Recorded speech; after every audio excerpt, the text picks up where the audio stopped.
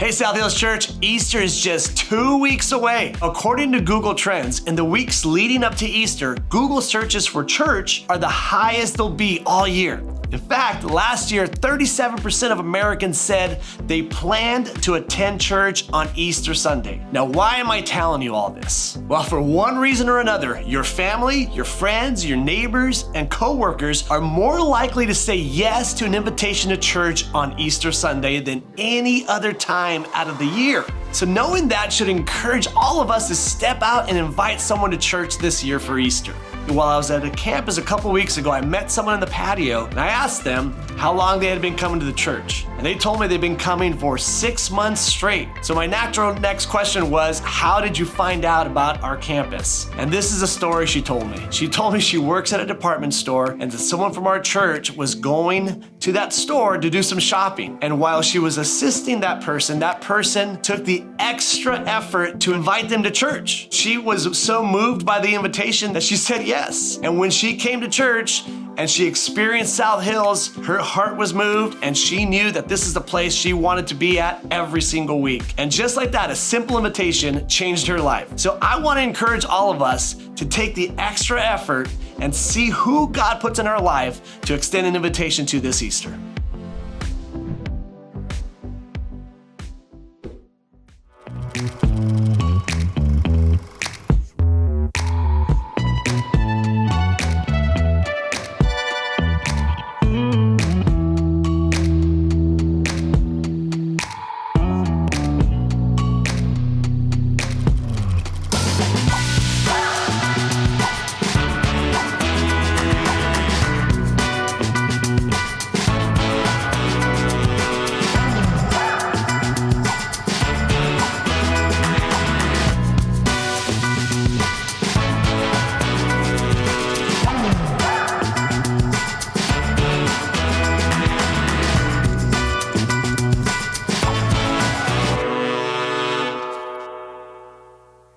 So we're going to conclude our series. Now, does anybody have any guesses on what the two hardest words are to say? Some people probably think it's "I'm sorry." Yeah. Were you thinking that? I'm sorry. That's a good guess because a lot of people think "I'm sorry." Do you ever notice, by the way, a little side note, that when people say "I'm sorry," it's always a backhanded insult to you? Like, "I'm sorry, you're offended." You ever notice that? Anyways, but like, "I'm sorry," people think that's the hardest. It's not. It's actually not. The hardest word for us to say is, "That's enough." Now, guys, I am not talking to you as an expert, okay? If you've seen my closet, it's like Hawaii literally vomited in there. It's like hundreds of Hawaiian shirts in there. So please, do not think I am an expert. I am not an expert in this. I am teaching you this. I am also learning this as well. So we have a hard time with "that's enough." That can go for eating and drinking or a lot of different things. And so the idea is, well, what if "that's enough" wasn't so hard? What if we actually were able to say "that's enough"? We could avoid so many issues. One time I was doing premarital counseling for a couple at another church. And they came in and she goes, can I start? Can I tell him? And he's like, "Go ahead." And she goes, "Okay, Pastor, here's the thing. I want to get married, but if you notice, I'm not wearing an engagement ring yet." I'm like, "Oh, okay." And she goes, "There's a good reason for it." I'm like, "Okay." She goes, "I told him unless he gets me a pristine 2-carat diamond, I cannot wear it. But I have a great answer. I have a great reason for this." And I'm like, "Okay, you have a great reason. What's the reason?" She goes, "If he can't afford a pristine 2-carat, that means he won't even be able to afford the life that I want." I literally mouthed. I'm like, "Run away, dude, far away. Get as far as you can to Narnia, just anywhere not near her." So here's the thing. There is no way it was ever going to be enough for her, because if you get the 2-carat, she'll want the 3-carat. If you get this house, she'll want this house. So there's obviously already off the bat, there's not a "that's enough" line in her life, and it's always going to be a big thing. That's why Paul says, "I've had a lot and I've had a little, and I'm good either way." But we live in a world that says, "No, you need more, you need more." It starts at an early age. Anybody ever see toy commercials? They'll show you the Barbie, but then you'll show you the Corvette and the dream house and the jacuzzi and the motorcycle and the horse, and they have it all in this big thing, right? And the kids' eyes get really big, and at the very end of the commercial, what does it say? items sold separately, right?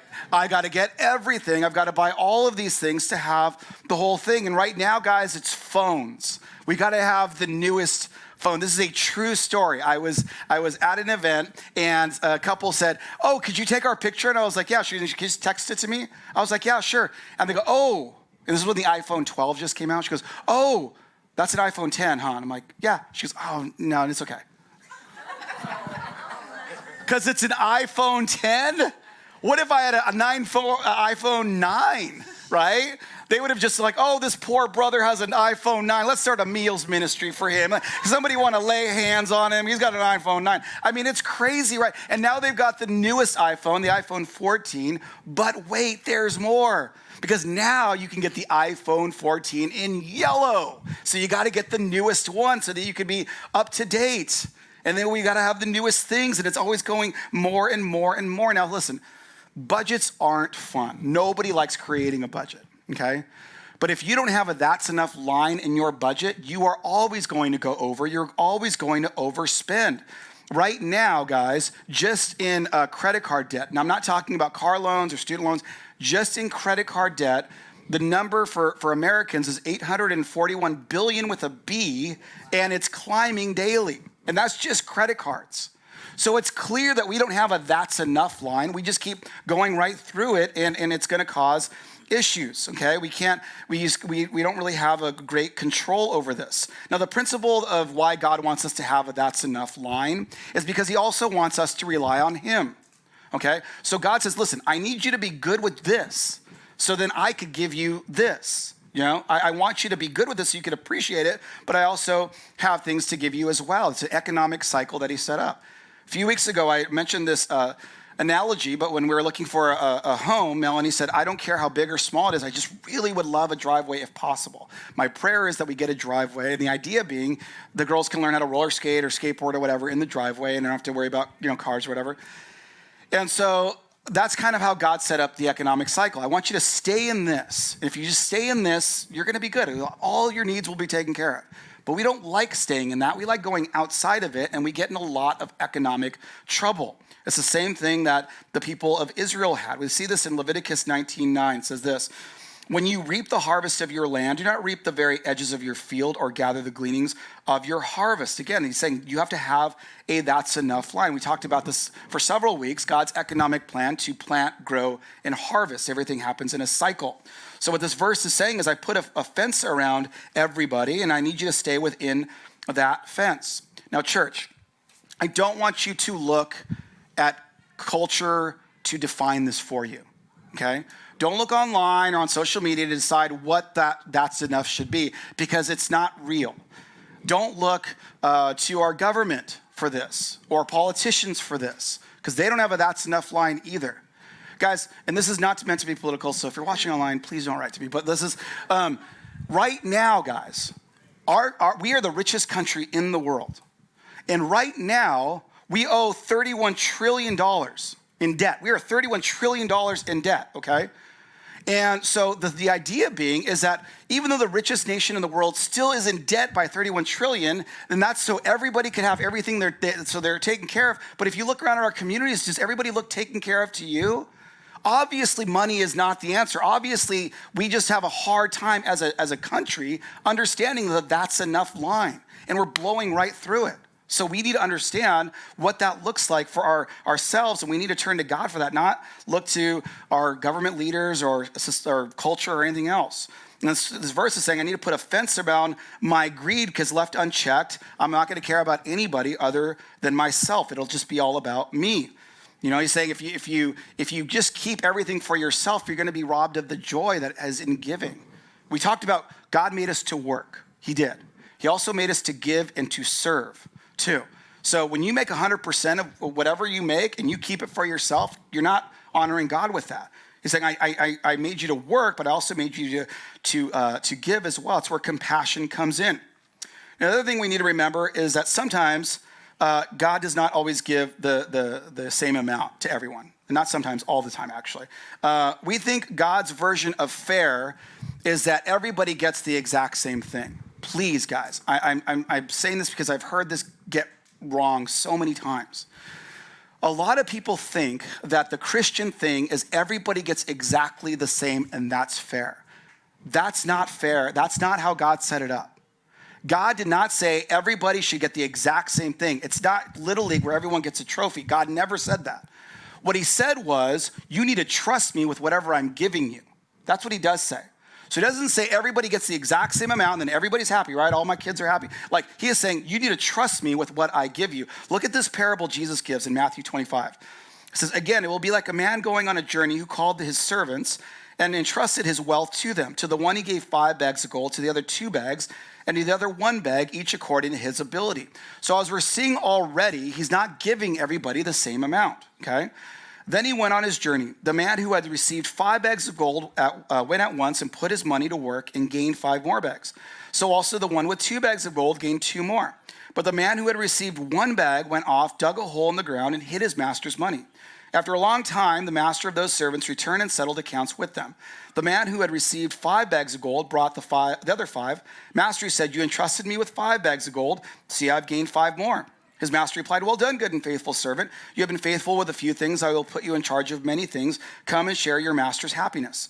The man with 2 bags of gold also came. Master, he said, you entrusted me with 2 bags of gold. See, I have gained 2 more. His master replied, well done, good and faithful servant. You have been faithful with a few things. I will put you in charge of many things. Come and share your master's happiness. Then the man who had received 1 bag of gold came. Master, he said, I knew that you are a hard man, harvesting where you have not sown and gathering where you have not scattered seed. So I was afraid and went out and hid your gold in the ground. See, here it belongs to you. His master replied, you wicked, lazy servant. So you knew that I harvest where I have not sown and gather where I have not scattered seed. Well then, you should have put my money on deposit with the bankers so that when I returned, I would have received it back with interest. So take the bag of gold and give it to the one who has 10 bags. For whoever has will be given more, and they will have an abundance. Whoever does not have, even what they have will be taken from them. And throw that worthless servant outside into the darkness, where there will be weeping and gnashing of teeth. Okay. Here's the idea, guys. Not everybody gets the exact same thing. We've got to get out of that mindset. That's not fair. God, you're not fair. He's saying, are you going to trust me with what I've given you? God does not give the same talent, but he only holds you accountable for the return on the talent he gave you, okay? God does not give the same talent, but he only holds you accountable for the return on the talent that he gave you. Now, everyone has the same opportunity to trust him, but not everybody takes it. And a lot of times, guys, we feel like we get the short end of the stick. We feel like, oh, that's not really fair. Well, what if I am generous, or what if I give, or what if I do this? And then at the end of the month, I can't pay my gas bill, or I can't pay my car bill. What then? Because you're obviously missing the entire thing. God is not going to ask you to be generous with what he gave you, to give back what he gave you, and then have you starving to death. It doesn't work that way. He is our provider, and he's saying, this is how I set it up, and this is what I want you to do. And if you don't, if you hold it all for yourself, greed can creep in on that, okay? I know greed creeps in on me whenever I hold all of my stuff just to me. I know that, okay, firsthand. So we see in the New Testament, Jesus giving this warning. This is a really cool story. In Luke 12, it said this. Someone in the crowd said to him, talking to Jesus, "Teacher, tell my brother to divide the inheritance with me."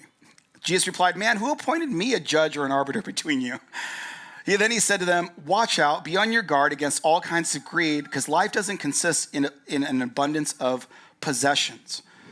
Okay, so here is what the idea of a Christian would be if the world was giving you an example. The world would say, well, Jesus would have them both sit down, okay? And everybody would sit like, in a little circle, and he'd say, okay, share your feelings. Okay, you good? Okay. Now share your feelings. Okay, good. Okay, now what's the inheritance? Okay, let's divide it. Are you good now? Are you good? Now let's sing Kumbaya, and then we'll give each other a flower. He's like, who appointed me the judge or arbiter between you two? And by the way, you're asking me, I could already tell greed is seeping in, because you're wondering what you're going to get. So he says, be on your guard. Be careful. Watch out for yourself. And we sometimes fall into this trap. I know that I certainly did. I remember when I first got into ministry, I had a really famous pastor, and he gave like all his money away, right? And I'm like, oh man, I got to be like that guy. That guy's the guy. And I just started working at the church. He gives all of his money away, and I'm like, man, I've got to do that. So I'm like really trying to be like him, like I got to do this. And so there was a guy that was working with us, and And I go, let's go to lunch because I can't afford lunch today because, I get paid in 2 days and I'm really tight right now. And I was like, what would our pastor do? So I'm like, you know what? Here's $150. It's not much, but it's hide you over till you get paid in 2 days, okay? He's like, no, dude, honestly. I'm like, no, I want you to have it. He's like, no. I'm like, I want you to have it. And he's like, all right. And I was like, as I walked away on the water, I was just like, I'm so good right now. I'm like a 9 on the Christian meter. Then I see this guy the next day with new jeans. I was like, hey, bro, are this new? And he goes, yeah, they got them on sale at Nordstrom Rack. I'm like, all right.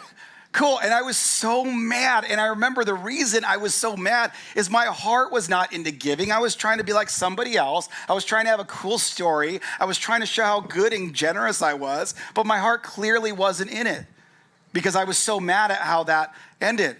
And it was really more about me and not him. Side note, I never lent that greedy dude money ever again. But anyways, we're going on.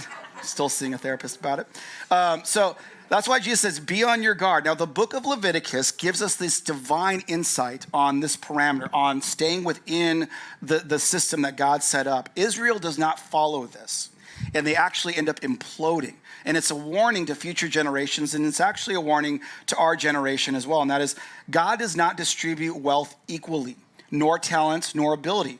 But he does give everyone a that's enough fence, okay? So not everybody gets the same, but everybody has the same opportunity to not only trust him, but to make sure that they stay within that fence, okay? Again, guys, this is not meant to be, I feel I have to give this disclaimer because a lot of people watch this online and I get lots of interesting notes during the week, but this is not a political thing, okay? But we've got to get out of this thing, and I've seen too many Christians say this, that we should be giving to make sure that the people that can't afford they're not paying their debt back, we should go ahead and take care of it as a government. No, we should not. If people do not have a that's enough line and they keep blowing past it, it shouldn't be other people's responsibility to pay their debt.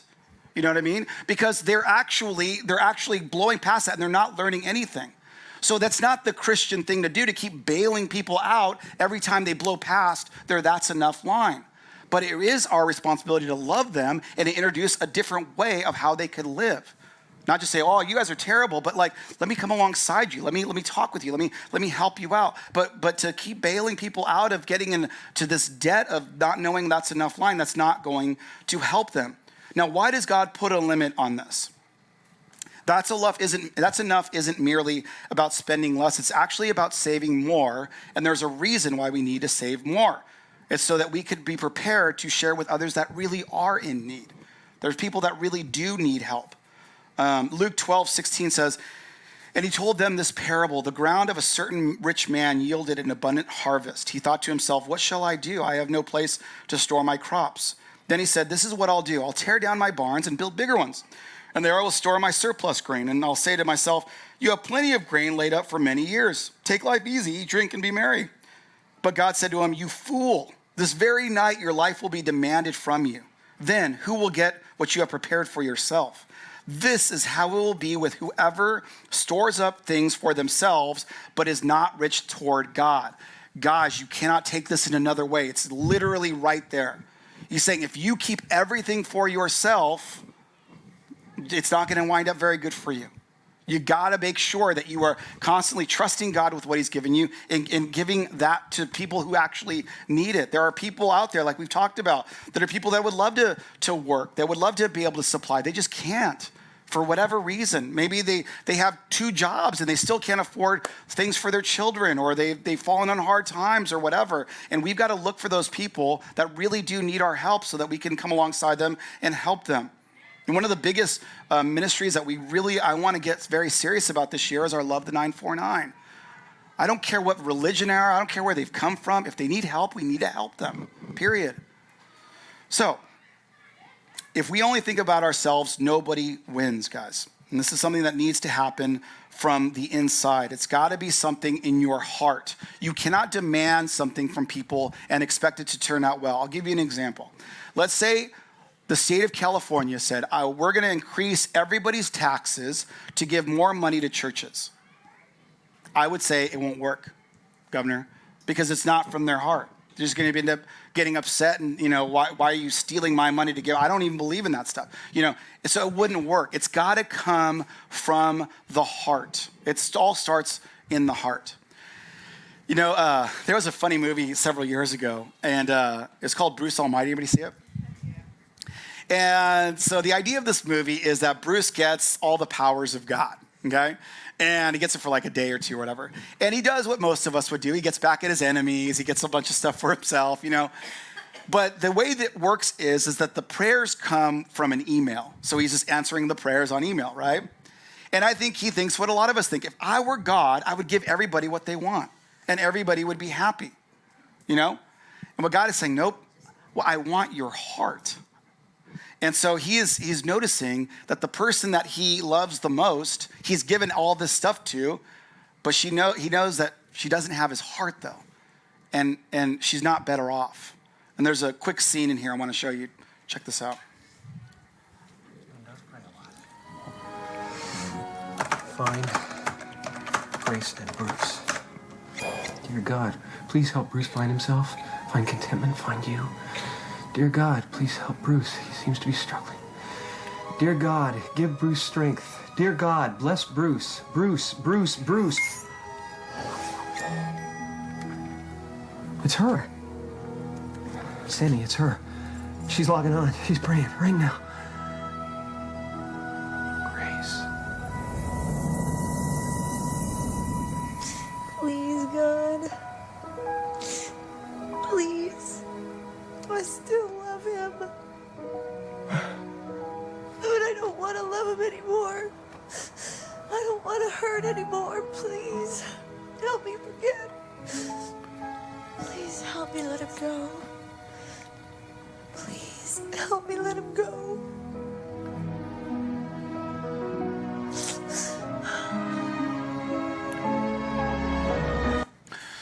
The idea here being it all starts with your heart, guys.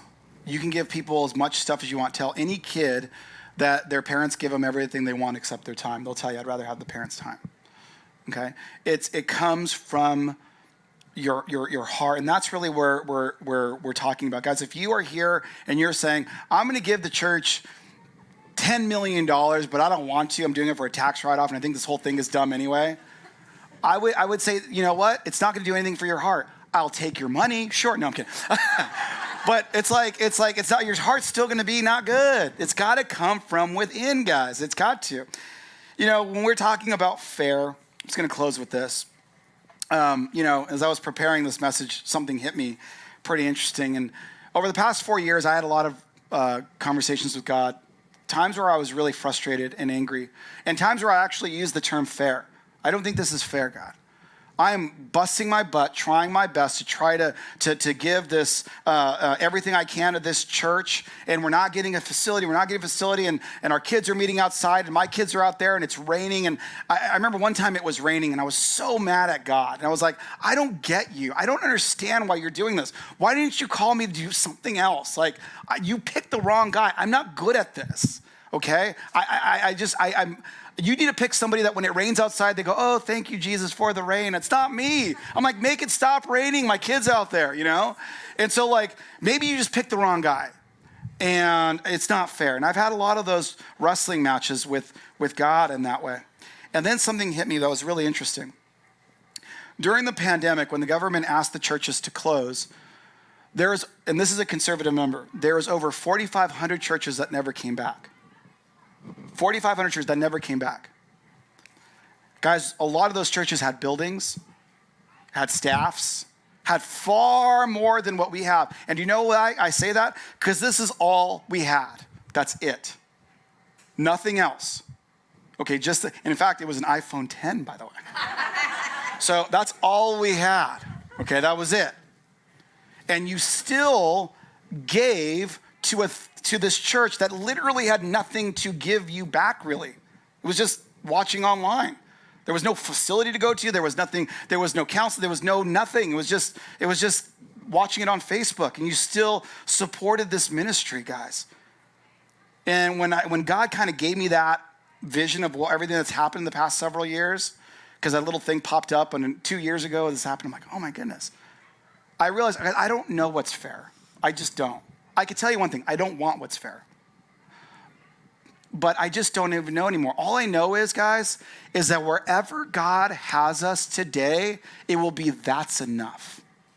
Wherever it is, whether it's here, whether it's a new building. People have already asked me, what are you going to do when you grow out of the new building? Then what? I'm like, it'll always be a that's enough. I'll always be, as long as God is in it, we're good.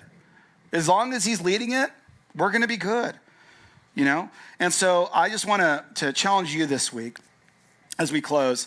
You might want to identify one area of your lifestyle that you could spend less on in order to grow your ability to give. For me, it's eating out, but it could be something for you. You know, it's just me making more sandwiches and things at home. That was one thing that I would spend a lot of money on, is eating out. That's something I could do less about. It could be anything for you, but just think about that for you, however it is in your life. Again, guys, why we dedicated a series to this is a lot of people might find talking about economics in church really confusing, but the truth is, guys, is like I said before, the Bible talks about prayer 500 times. It talks about faith 500 times, but it talks about money 2,000 times, over 2,000 times. So we should at least take a look at what God has to say about it and what that means for our lives. But the idea being, honestly, guys, is that by the end of this series, God doesn't want to take anything from you. He actually wants to give you more. He wants you to have the life that he has got for you. He wants you to live the life to the fullest. And so I'm excited to see where he takes it, and we're just going to continue to be ourselves.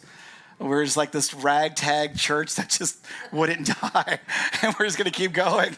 So, and if you're a lady in this church, please go to the women's event. Guys, go. It'll be fun. You know, I mean, it's one of those things where we do these things, and Cherie and Shannon are doing these things.